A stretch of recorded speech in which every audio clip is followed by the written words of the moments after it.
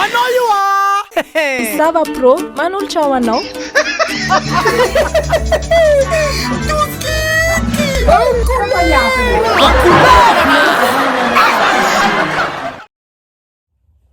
Atsy. Efa mampatatroko ny vidy rabazara vahizo e. Manino? Resaka mortadelle fona fatao fianaka avegna araiky za. Io. Papany moi Zare jiaby. Izy amin'igny koa lafa nahy masiny karaha nataon'zare tagny. Tsy raha. Mortadelle. Atao kory ka ndeha bazara vahizo. Karakory azy misy Ino anao? la heno? Vaheko za, vaheko. Anao maheno afaka vahizo? Oh, nandro anao. Avy zay tsy Desy azo io. loboka zo. Renaro, zoboka. Rafa mazava baka zegny. Ino Ika zegny? mazava amizay ty. Io amizay laby kay rasta vahizo e.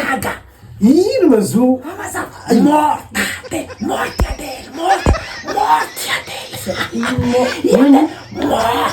Morte. Faty, mihinam-paty. Faty marafohany.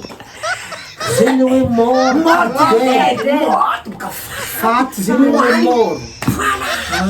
Zegny? Mbola tsy azo. Mortadelle izy, matiadelle.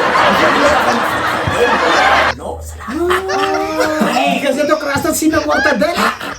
Anao koa fangaro tsy minany ha? Asina paty. Satiadelle, patiadelle. Mortadelle. Hafa koa re français rasta.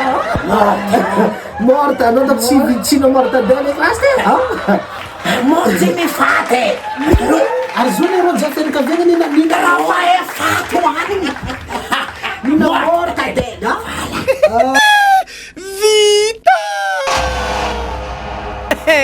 En couleur raha!